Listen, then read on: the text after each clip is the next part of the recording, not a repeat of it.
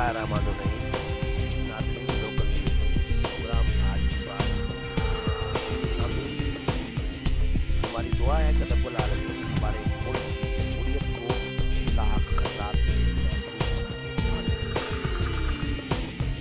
सबसे पहले पाकिस्तान का नारा लगाने वाले और सबसे पहले पाकिस्तान के नमदार को आज पाकिस्तान की एक खसूसी अदालत ने गद्दार पाकिस्तान करार देकर सज़ाए मौत का फैसला दिया।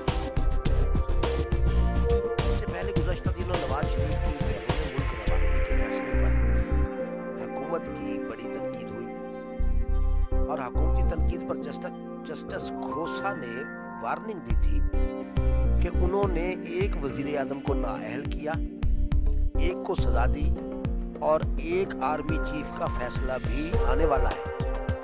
वज़ीर आज़म इमरान खान हमें ताना न दे।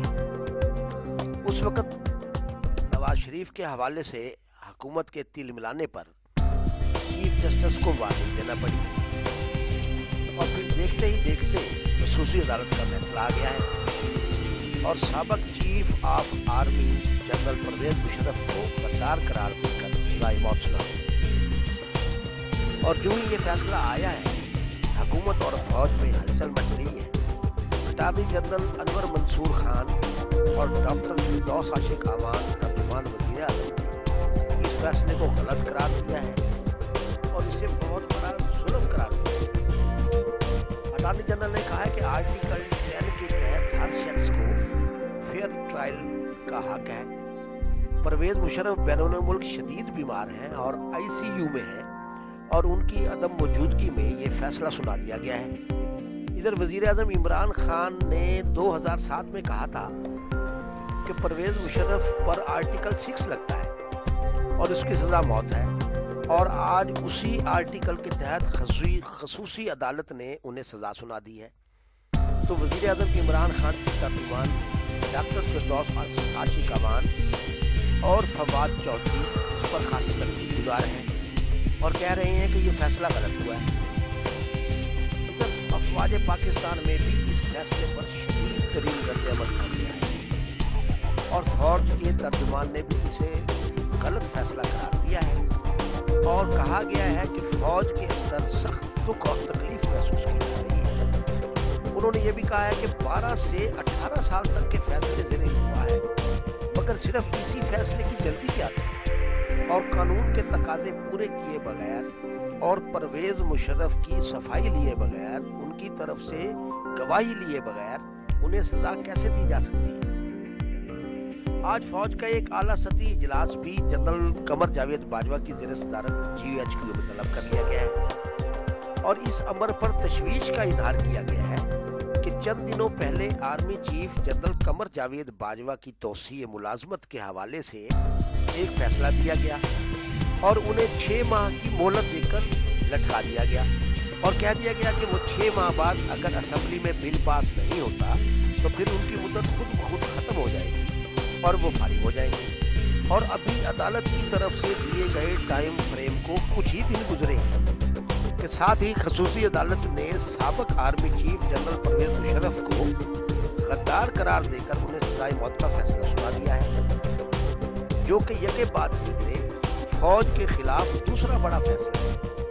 इन अदालती फैसलों ने पूरे मुल्क को एक अजीब कशमकश और बहरानी कैफियत से दोचार कर दिया है और मुल्क की सियासी सूरत हाल और मौजूदा हुकूमत एक नाजुक मोड़ पर आन पहुंची है। परवेज मुशर्रफ के वकील सलमान सफदर ने कहा है कि ये भुट्टो की फांसी से भी ज्यादा बुरा फैसला है। कानूनी तकाजों को पूरा नहीं किया गया। फैसले को हम चैलेंज करेंगे। अपोजिशन की तरफ से इस फैसले को नए दौर का आगाज करार दिया जा रहा है। ताहम हमारे ख्याल में ये अदालत की अहलियत पर सवालिया निशान बन जाएगा, क्योंकि अटॉर्नी जनरल ने भी इसको चैलेंज का इंदिया दिया है।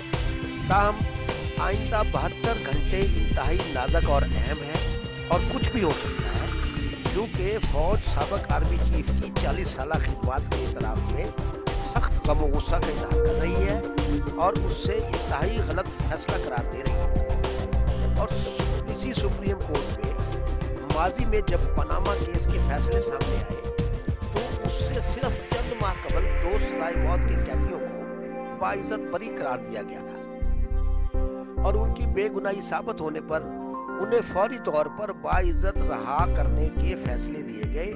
और जब रोब कार जेल में पहुंची तो हैरानकुन इंकिशाफात हुए कि एक कैदी 1.5 साल कबल जेल में मर गया था और दूसरा कैदी 2 साल कबल मौत के बाद दफन कर दिया गया था।